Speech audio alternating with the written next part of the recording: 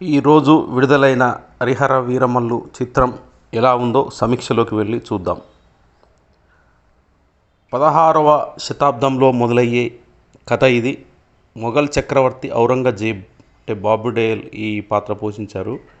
ఢిల్లీ పీఠంపై కూర్చొని ఎన్నెన్నో దురాగతాలకు పాల్పడుతూ పాలన కొనసాగిస్తుంటాడు.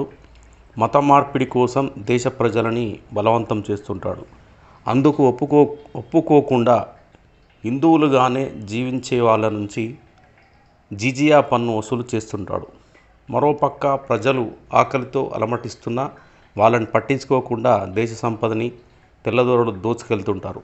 వాళ్లకు అనుకూలంగా కొద్దిమంది రాజులు వాళ్ళ అనుచరులు పనిచేస్తూ ఉంటారు.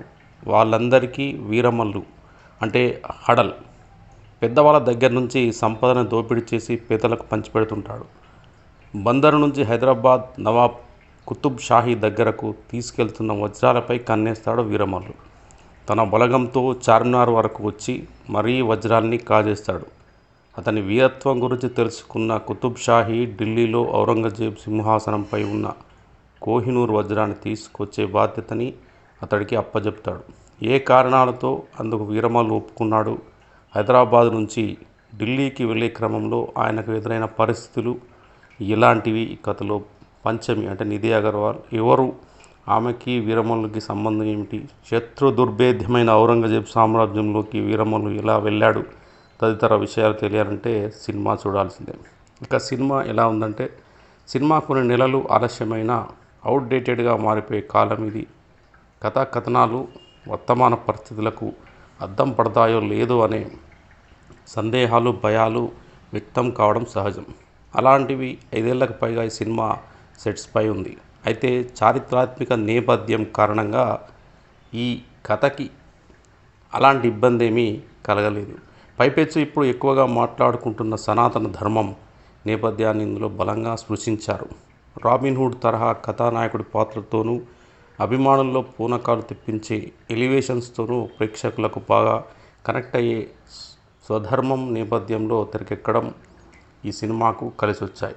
అందులోని కథ ఏమిటో కథానాయకుడు పవన్ కళ్యాణ్ గత కొన్ని రోజులుగా జరుగుతూ వచ్చిన ప్రతి వేడుకలోనూ చెబుతూ వచ్చారు. కథానాయకుడు కోహినూర్ కోసం ఢిల్లీకి వెళ్ళే క్రమంలో ఎదురయ్యే పరిస్థితులే ఇందుకు కీలకం. వీరమల్లు పాత్రని, అతని వీరత్వాన్ని పరిచయం చేస్తూ సాగే ప్రథమార్థం సినిమాకి హైలైట్గా కాగా, ద్వితీయార్థానికి ప్రీ క్లైమాక్స్ ప్రధాన బలం.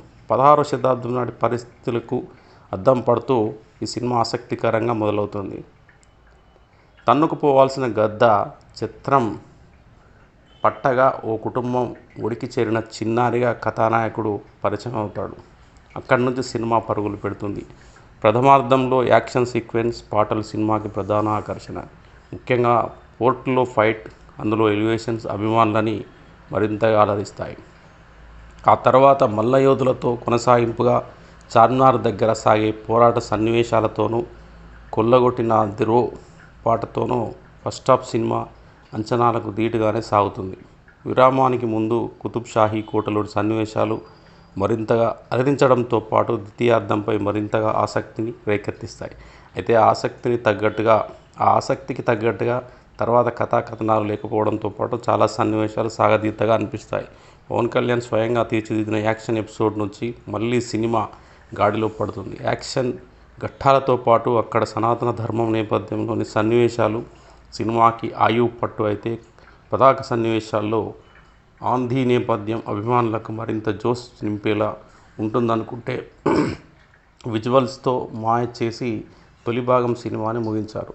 రెండో భాగం యుద్ధభూమిగా రూపొందనుంది. అసలైన యుద్ధం అప్పుడే చూడాలంటూ కథను ముగించాడు.